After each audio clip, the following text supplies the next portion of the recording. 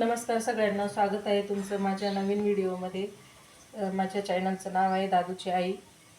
तर मी आज सकाळच्या जेवणामध्ये बनवलेली एक कांदा बटाट्याची भाजी तुम्हाला दाखवते। मी आज डायरेक्ट भाजी टाकल्यानंतरच दाखवते, स्टेप बाय स्टेप नाही दाखवत मी आज।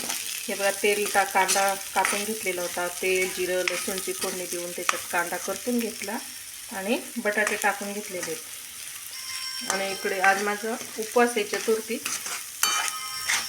इकडे मी आता एक भाकर टाकून घेणार आहे।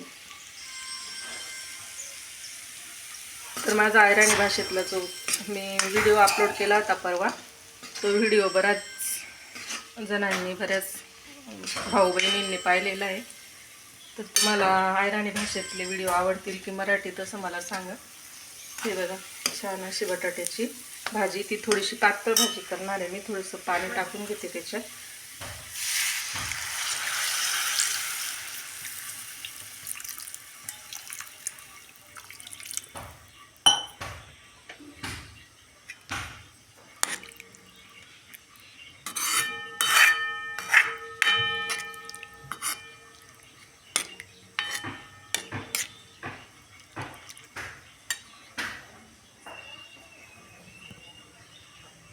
आता एक भाकर करून घेते मी।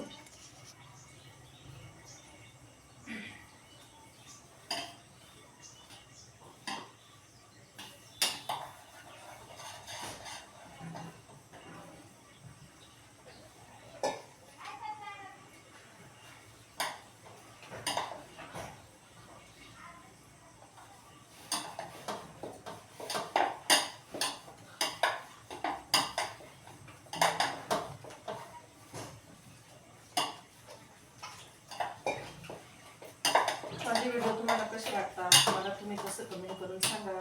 अजून मी काय काय सुधारणा केली पाहिजे माझ्या व्हिडिओमध्ये ते तुम्ही मला सांगा।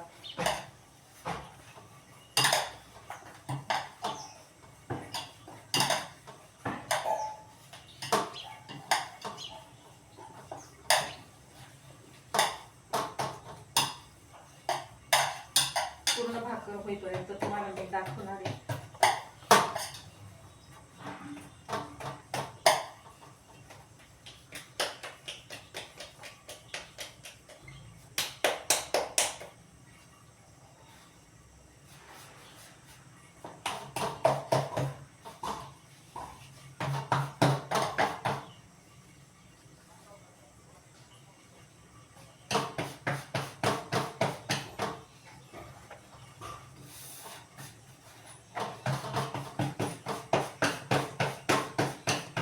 रोज सकाळच्या जेवणात आमच्या बाजरीच्या भाकरीच असतात।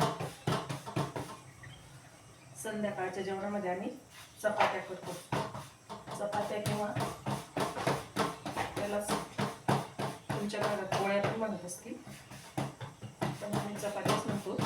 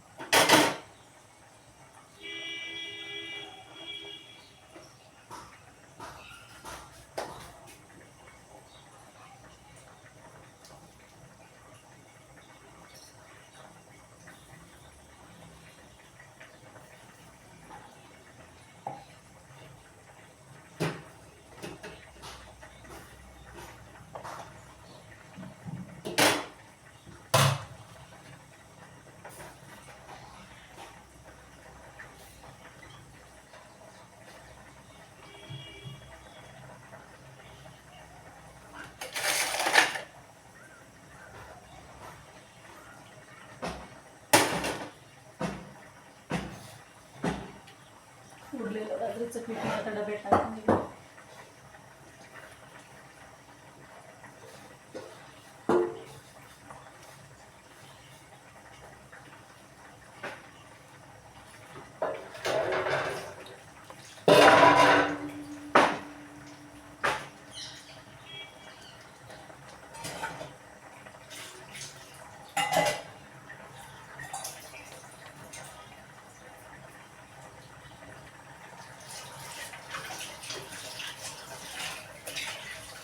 तर कधी कधी जसं महिलांचा स्वयंपाकाचा अंदाज चुकला तर खूप सारं अन्न शिळं पडतं, भाकरी भाजी.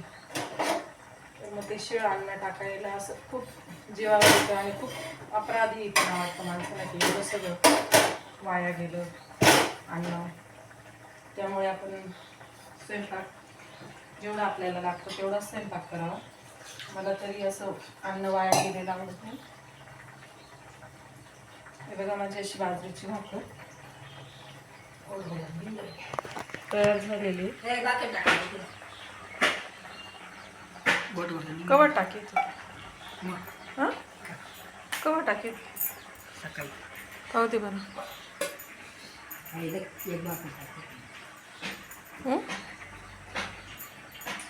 टाकेल की? अरे देवा, तू कधी करत नाही मग कसं काय आज भाकर कर? हां काय चावळच माय तू. हे पाहून सगळ्यांना आज काय बघा, मी आत्ताच तुम्हाला म्हणत होती अन्न वाया गेलेलं मला आवडत नाही वगैरे असं तसं. हे पा मी माझ्या बाबांची अण्णांची माझ्या वडिलांची आंघोळ घालत होती त्यावेळेमध्ये माझ्या आईने एक भाकर टाकून घेतलेली होती. माझ्या आई रोज कधीच भाकर टाकत नाही, पण आज भाकर टाकून घेतली आणि टोपलीत ठेवून दिली. मला ती गोष्ट माहितीच नाही की आईने भाकर टाकून टोपलीत ठेवली. आता आई आली बाहेरून आणि मला आल्या सांगते की मी एक भाकर टाकली होती. तर बघा आता मग संध्याकाळी ना एक शिळी भाकर नक्की पडेल, कारण ते दोन्ही जण आहे ना फक्त अर्धी भाकर खातात. तर ती मला संध्याकाळी उपवास सोडायला शिळी भाकर खावी लागणार, कारण भाकर अन्न हे अजिबात वाया घालू वाटत नाही, मला फेकू वाटत नाही. असं सगळ्याच महिलांना वाटतं की अन्न वाया जायला नको, कारण जी भाकर आपल्या ताटात येते ना ती भाकर ताटात येईपर्यंत खूप असं शेतकऱ्याचे म्हणा सगळ्यांचेच खूप अशी मेहनत असते, कष्ट असतात. त्यामुळे ते अन्न भाकर वाया गेलेलं बिलकुल, जरी एखाद दिवशी माझ्याकडनं उरलं वाया गेलं तर टाकलं गेलं ना, तर मग मी अशी भगवंताला म्हणते की देवा मला क्षमा कर, मी ही अन्न मी टाकून देते व तू दिलेलं.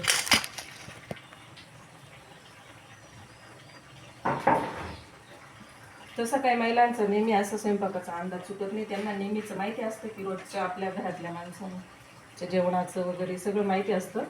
पण मग कधी कोणी आलं गेलं पाहुणे काही तेव्हाच अंदाज चुकतो आणि तेव्हाच स्वयंपाक वगैरे शिल्लकच पडतो. तर बघा आज असा किस्सा झालेला आहे. घरात एक भाकर टाकली गेली होती. माझ्या आई कधीही स्वयंपाकाला लागत नाही, पण आज कसं काय तिच्या मनात आलं, तिने एक भाकर टाकून घेतली. माझा उपवास होता, डबल भाकर झाली आता ही. आणि भाकरीला असे माझे तुम्हाला तडे जात आहे. तर याचं कारण असं आहे की जास्त दिवसाचं पीठ झालं की बाजरीच्या पिठाचं जास्त दिवसापासून दळण झालं की त्याच्यामुळे तडे जातात. आता 3-3.5 किलो बाजरीचं दळण करून घेते मी, तरी आम्हाला ते 10, 12, 13 दिवसाच्या वरती जातं ते. कारण खाणारे माणसं घरात वयोवृद्ध माणसं आहेत आणि त्याच्यामुळे एवढं ते पीठ संपत नाही जास्त दिवसाचं. त्याच्यामुळेच मग हे जास्त दिवसाचं पीठ झालं का त्या भाकरीला असे काठ तुटून जातात त्याची. ही बघा बटाट्याची भाजी पण इथं अशी शिजत आलेली आहे.